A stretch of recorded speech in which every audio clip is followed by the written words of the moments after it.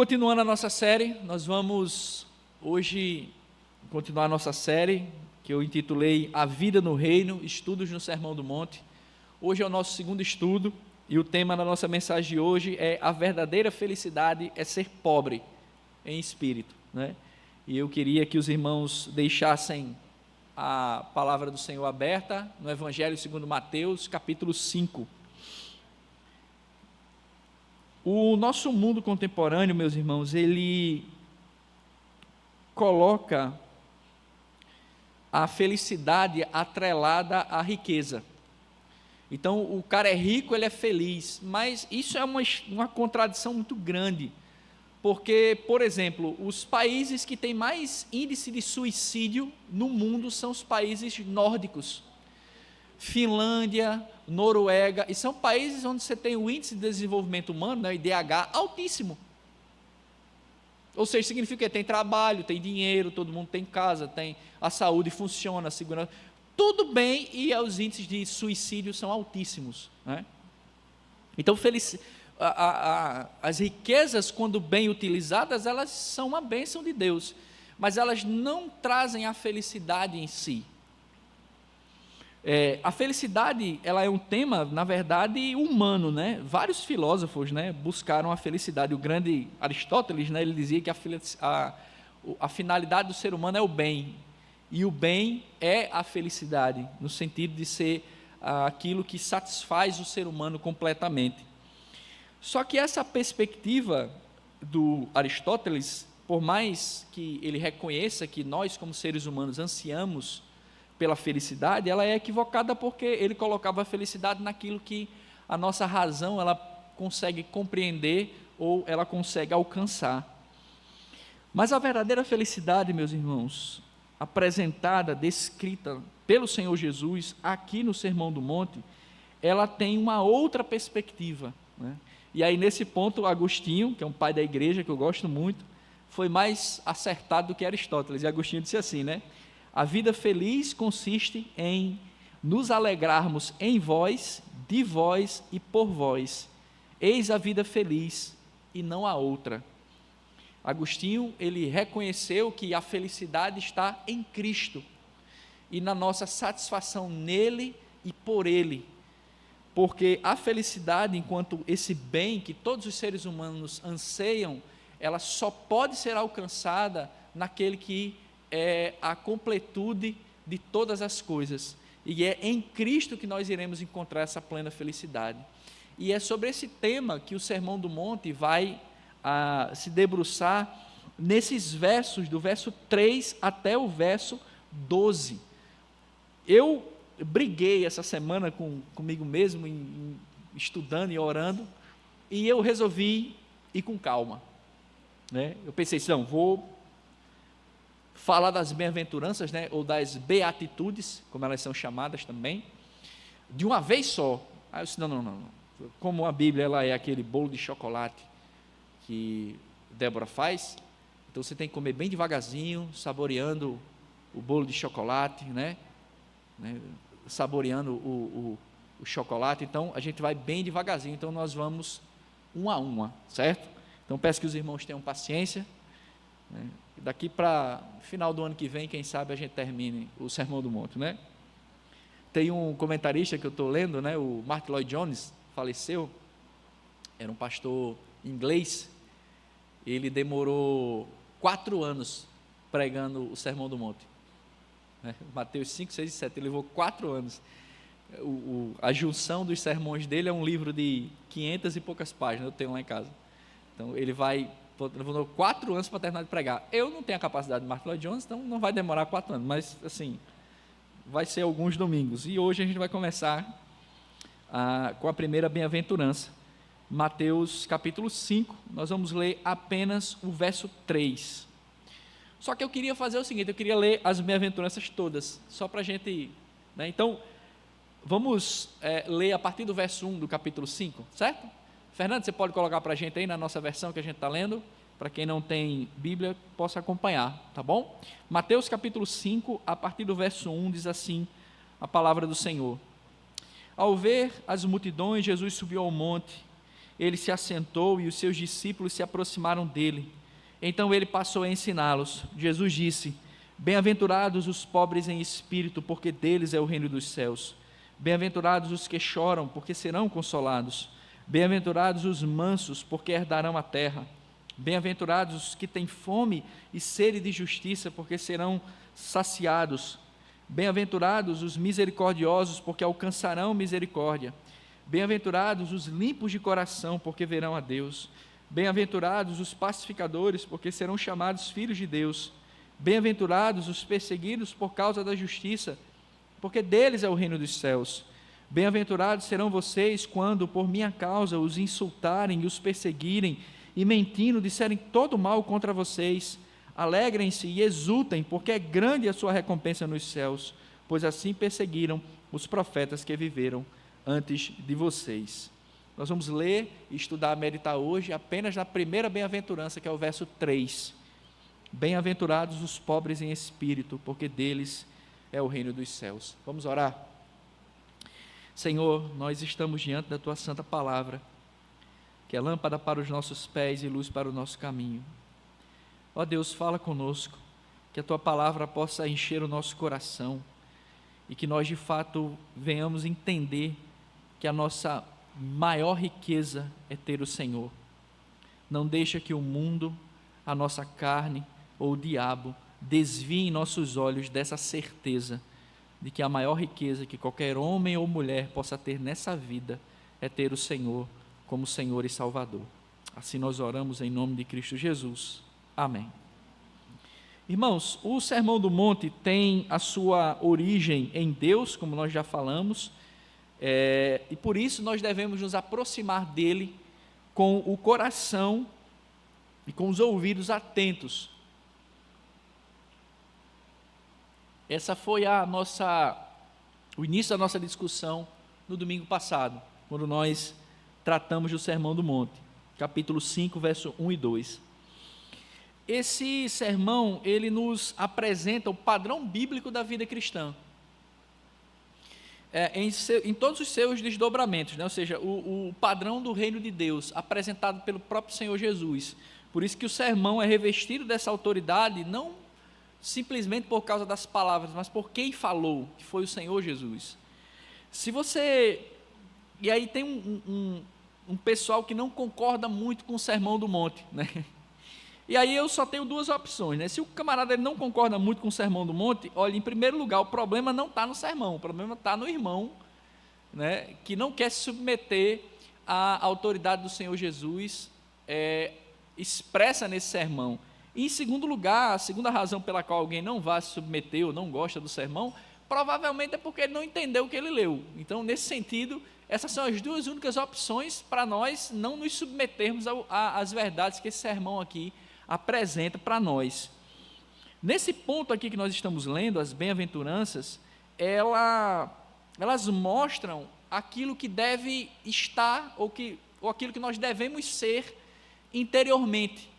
Ou seja, qual tem que ser o caráter do filho do reino, que vai olhar para esse sermão não como uma regrinha para você ser salvo. O Sermão do Monte não tem essa observação. Lembremos que domingo passado a gente tratou sobre isso, né? Quando Jesus viu as multidões e ele chamou os seus discípulos e passou a ensinar a eles. O sermão ele é direcionado para quem? Para quem é discípulo do Senhor, ou seja, para quem é crente. Então, esse sermão, por que eu estou repetindo isso? Porque eu vi algumas vezes, tanto alguns pregadores, quanto alguns coaches aí, né, da internet, usando o Sermão do Monte como se fosse uma chave, uma fórmula mágica para poder dar tudo certo na vida. O Sermão do Monte não serve para isso, me perdoe, mas não serve para isso.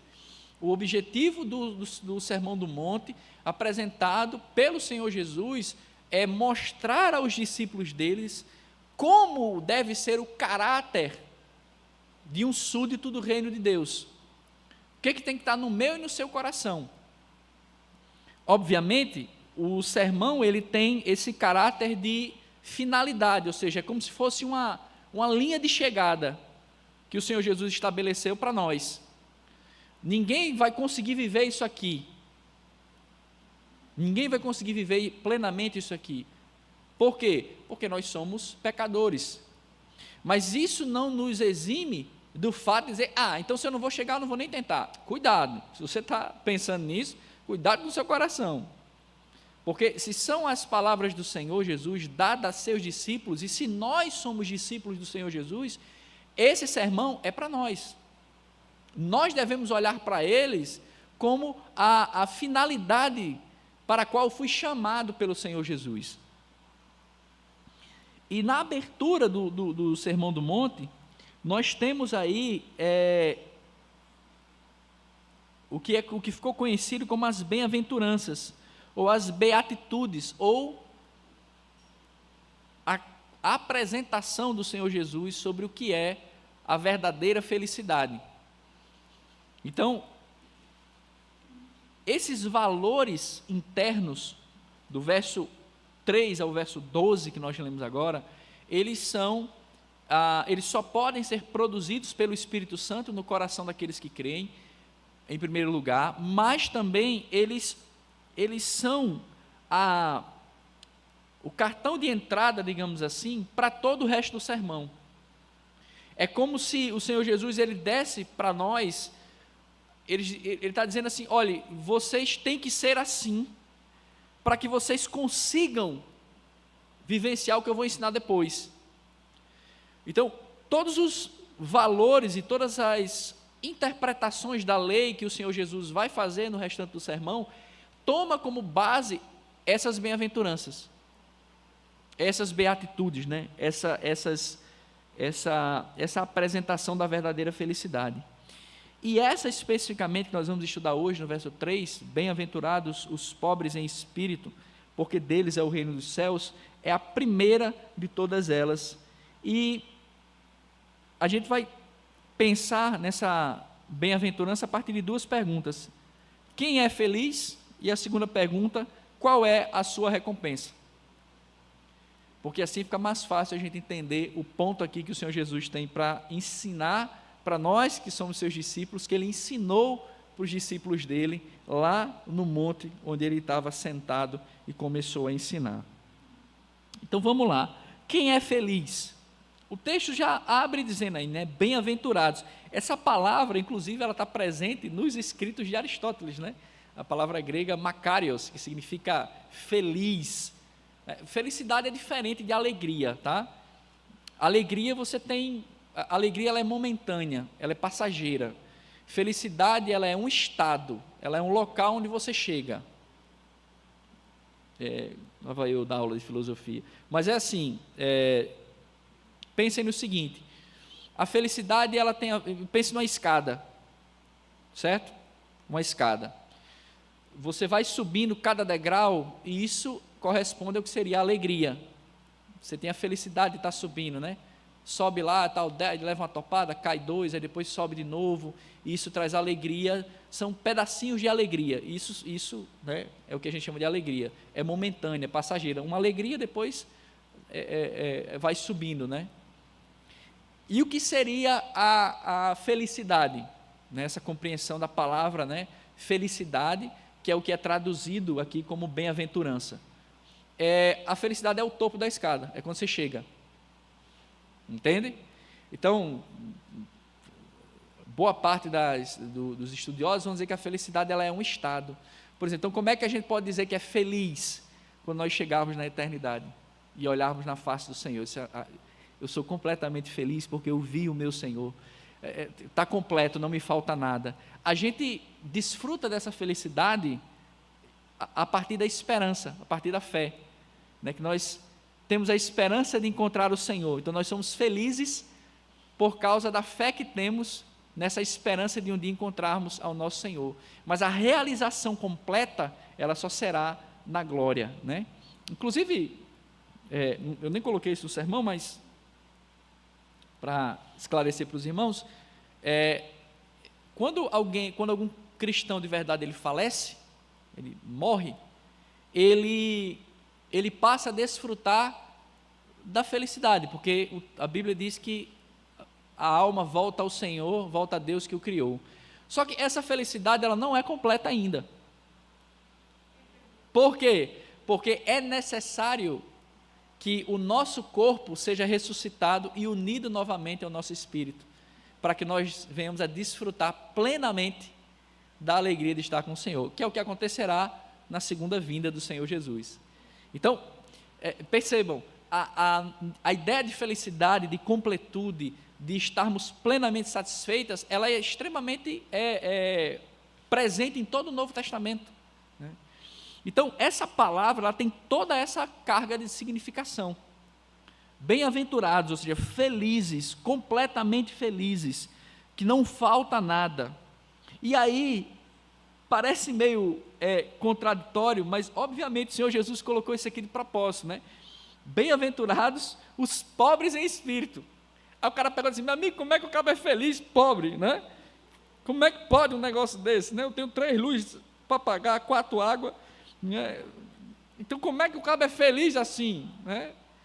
E aí, essa é uma compreensão equivocada, e ela é problemática, talvez, porque as traduções mais antigas da Bíblia, os tradutores, quem tem a revista atualizada, quem usa, essa que nós estamos lendo na igreja, é a Nova Almeida Atualizada, mas quem tem a versão mais antiga, a Almeida Revista e Atualizada, ou a Almeida Revista Corrigida, ou a Almeida Corrigida Fiel, a palavra que está lá é bem-aventurado os humildes.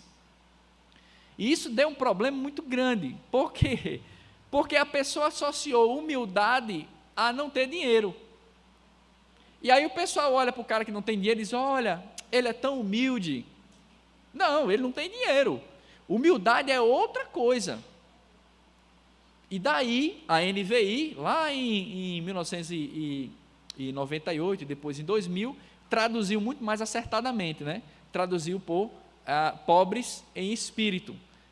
E, nesse sentido, a Nova Almeida Atualizada, agora em 2017, fez a mesma opção de tradução que a NVI. Nesse ponto, na minha opinião, eles acertaram muito, porque, segundo o que o Senhor Jesus está dizendo aqui, ele está dizendo justamente que feliz ou abençoado, né, que é a tradução, né, ou aquele que recebeu a graça de Deus, também pode significar esse bem-aventurado, é aquele que é pobre em espírito. Mas aí, o que significa pobre em espírito, né? A palavra pobre aqui usada no grego, para traduzir a palavra pobre, né, ela não é só, ela pode ser pobre, a pessoa que não tem condições financeiras, mas o significado aqui no original não é nem de pobre em termos de dinheiro, não está relacionando pobreza ao dinheiro, mas está relacionando essa palavra é usada para mendigo. Então, quando diz bem-aventurados os pobres em espírito, a palavra ali pobre é mendigo. Por quê? Porque o mendigo, ele vive precisando de outra pessoa.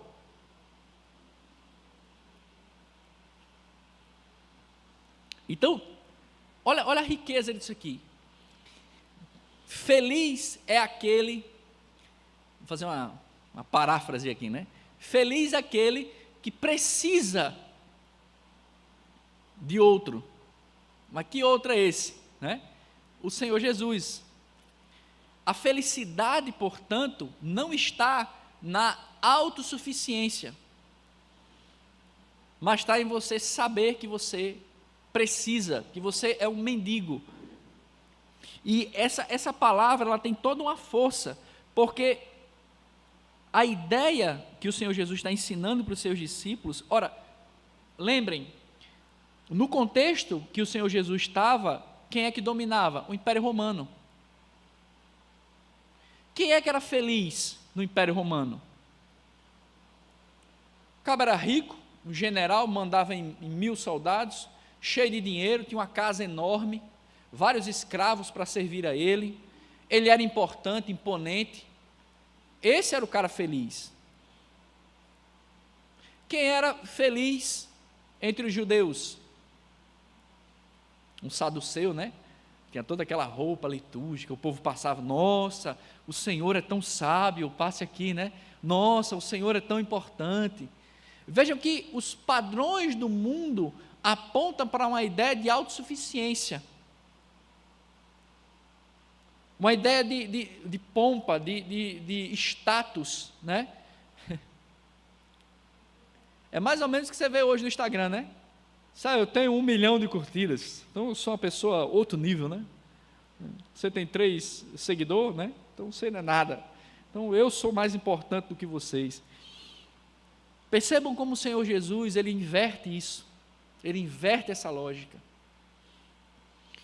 Enquanto você tem a sociedade dizendo você é importante quando os outros lhe invejarem, a sociedade é importante, diz que você é importante ou você vai ser feliz quando você tiver, Jesus está dizendo, mais feliz é aquele que é um mendigo,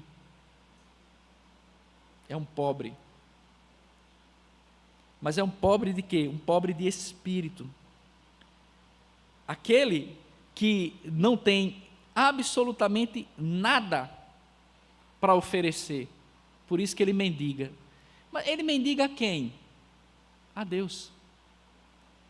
E aí o significado dessa bem-aventurança se abre para nós.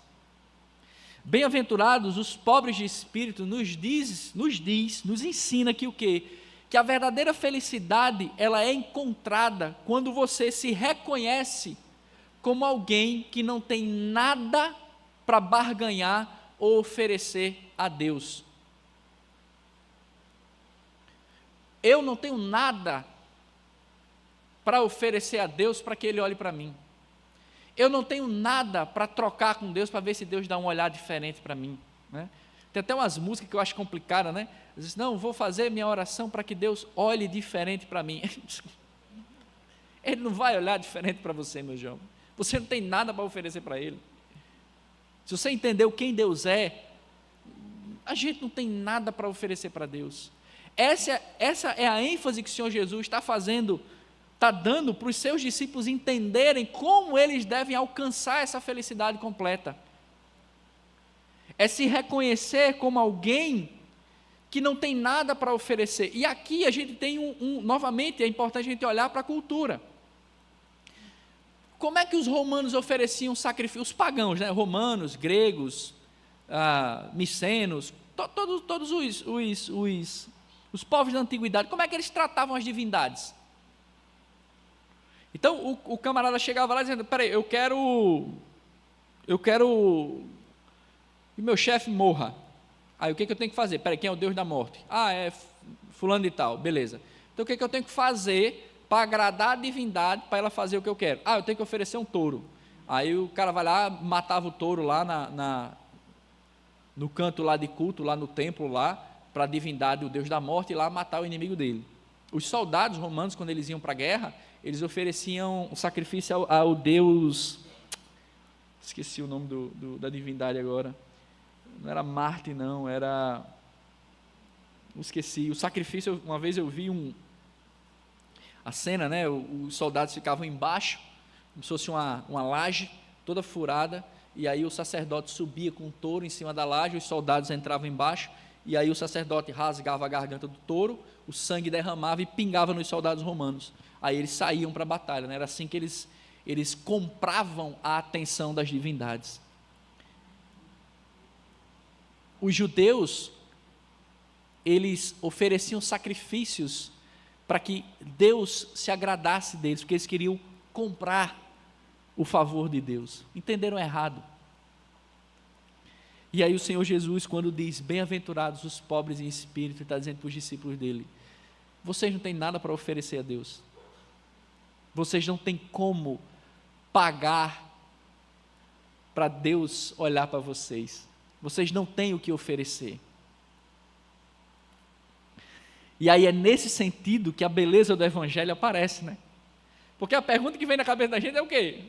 Pronto, quebrou.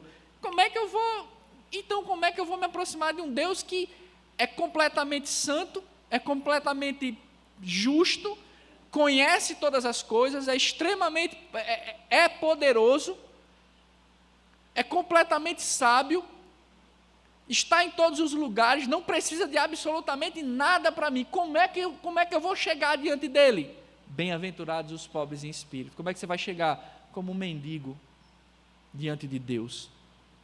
Deus, eu não tenho nada. Aliás, eu só tenho uma arruma de pecado.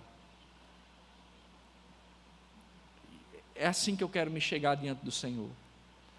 Quando nós nos reconhecemos como pobres e mendigos, pelo fato de que nós só temos a oferecer a Deus os nossos pecados, mostrar para Ele assim nossas mãos sujas, né? Ó Senhor, eu fiz besteira essa semana, eu fiz besteira a minha vida inteira, é só isso que eu sou, eu não tenho nada de bom para lhe oferecer, Senhor. E aí é que nós temos a beleza do Evangelho aparecendo. As pessoas acham que não, eu tenho que demonstrar uma superioridade na igreja ou no mundo, para que Deus se agrade de mim. Você não tem nada, você é pobre em espírito. Se alegre na sua pobreza espiritual. Tem uma frase, eu não lembro quem falou agora, mas eu gosto muito da frase. O camarada falou assim: não se pode barganhar com Deus que tem tudo. Você não tem como barganhar com Deus. Ele não precisa de nada que você vai oferecer. Lembra de Davi, né? Davi lá no Salmo 51, né? Senhor, perdoa o meu pecado, Senhor. Eu não tenho nada, né? Minha mãe me concebeu em pecado, eu nasci em pecado, eu pratiquei pecado. O que eu vou fazer, Senhor? Então, eu só posso chegar diante de Ti e pedir perdão. É só isso que eu posso fazer. Ou então, aquela parábola que o Senhor Jesus conta lá em Lucas 18, né? Que é o publicano e o fariseu, né? Aquele é o exemplo mais claro disso aqui. O fariseu chegou no templo, se aproximou com aquela veste dele bonitona, né? Aí levantou as mãos e disse: Senhor, eu te agradeço porque eu sou bom. Eu te agradeço porque eu não sou como esse miserável desse publicano que está aqui atrás, não. Eu dou o dízimo, eu dou a oferta, eu ofereço os sacrifícios, eu cuido da minha família, eu sou um cara maravilhoso. Então eu te agradeço porque, o senhor sabe, né? Ah, se não fosse eu, o senhor estava complicado na vida, né? Aí o publicano não teve coragem nem de se aproximar do templo. Baixou a cabeça, batia no peito, e a oração dele era 2 frases: Senhor, tem misericórdia de mim, eu sou pecador. É esse que é o pobre de espírito. É esse que é ouvido. É esse que encontra a bem-aventurança.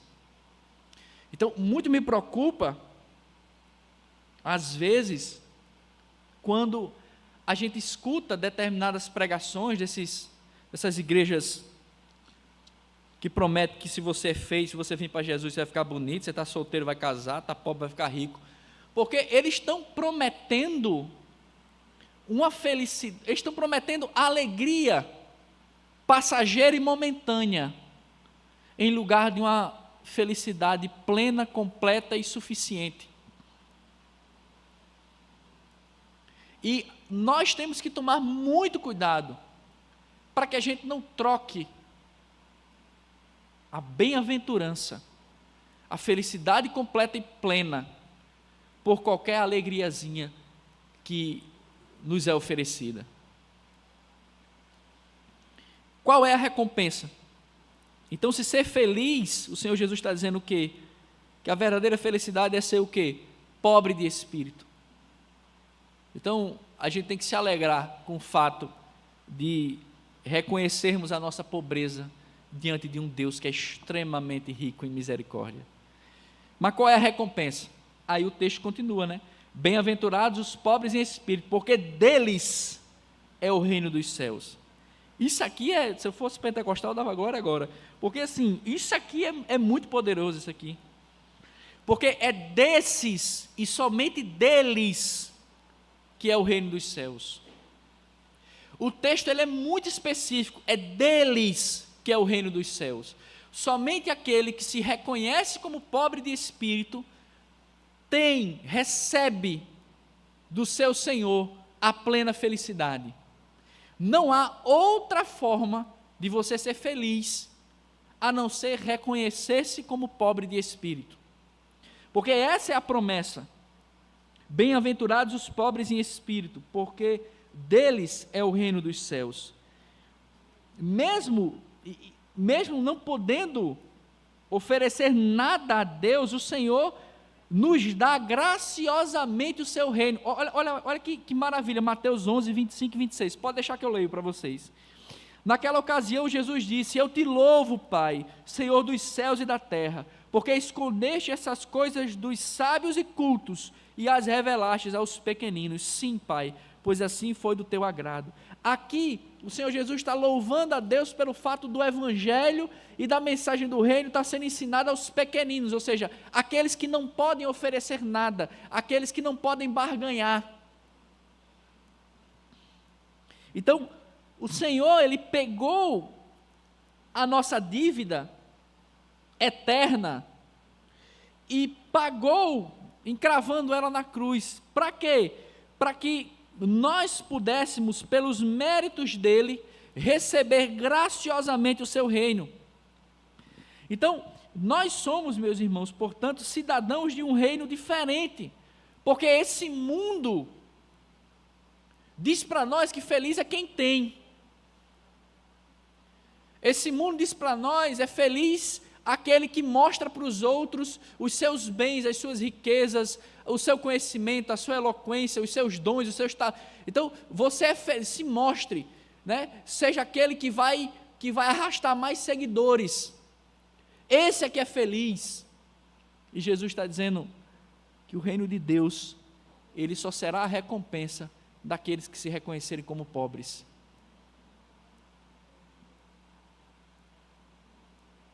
Se nós, meus irmãos, reconhecermos que nada temos e que nada somos, e que tudo vem de Deus, a nossa recompensa será o reino dos céus.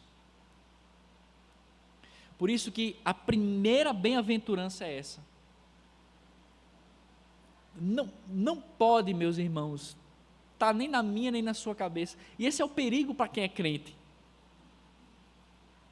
Porque às vezes a gente vem para o culto, a gente dá o dízimo, a gente ora, lê a Bíblia, a gente começa, né? Começa a se achar, né? Rapaz, realmente eu sou uma pessoa, né? Muito elevada, né? Então assim, rapaz, né? Olha o cachaceiro, né? Olha, o caba botou chifre na mulher. Eu sou, né? Eu sou um caba em outro nível, né? E aí você começa a trocar esse espírito de pobreza por um espírito de autossuficiência. Cuidado com isso, irmãos. Que nós nunca venhamos trocar o nosso espírito de pobreza, de reconhecer que não temos nada, mas que Deus é quem nos dá tudo.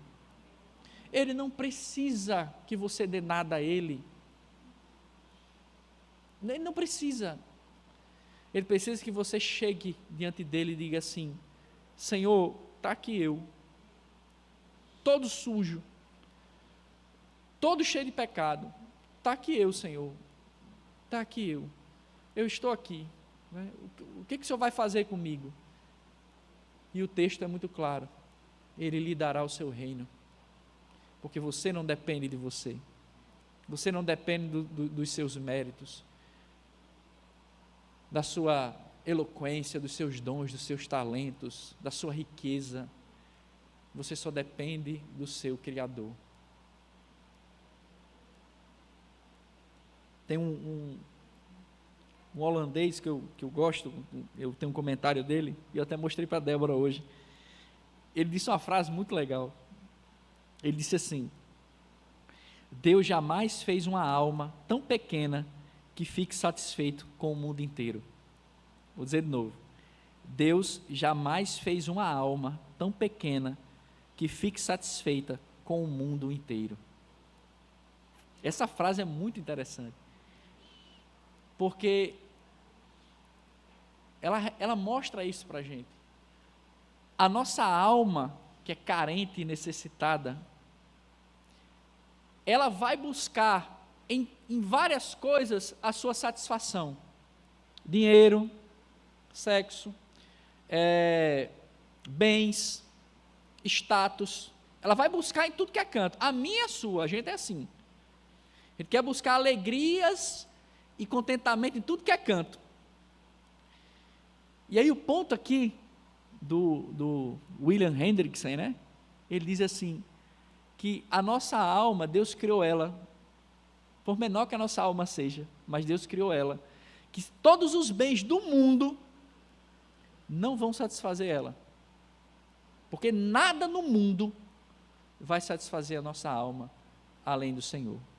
Então, se nós entendermos isso, que a nossa pobreza espiritual, ela só se tornará uma felicidade plena, quando nós recebermos do nosso Senhor o seu reino, a gente vai estar caminhando como discípulos do Senhor. Esse é o nosso desafio, meus irmãos, é abrir mão do nosso orgulho, é entendermos que nós só seremos felizes quando entendermos que somos pobres de espírito, e na medida que nós entendermos que nós somos pobres de espírito, nós receberemos o reino de Deus.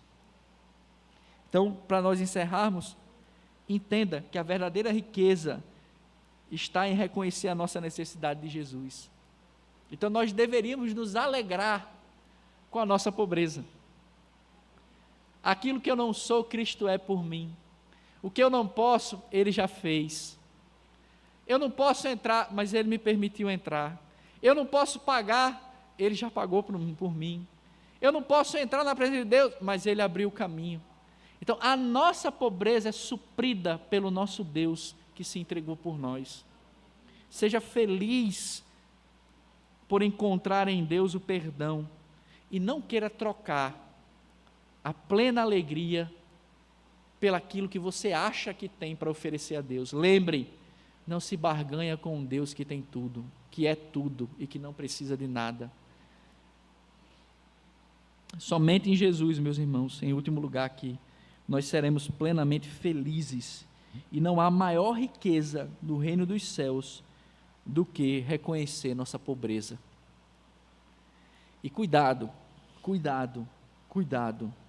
porque a sedução das riquezas, como nós veremos mais aqui na frente, ela é muito perigosa, porque ela vai dizer para você que você não precisa. São os outros que precisam de você, é Deus quem precisa de você. Cuidado. E Jesus já nos vacina aqui. Os cidadãos do reino dos céus são aqueles que se veem como pobres e que vão mendigar aos pés do Senhor Jesus todos os dias a sua graça. E a esses que se reconhecem, receberão o reino dos céus. Amém? Que você possa meditar essa semana nessa santa palavra, que o Senhor nos ajude a encontrar nele a nossa maior riqueza.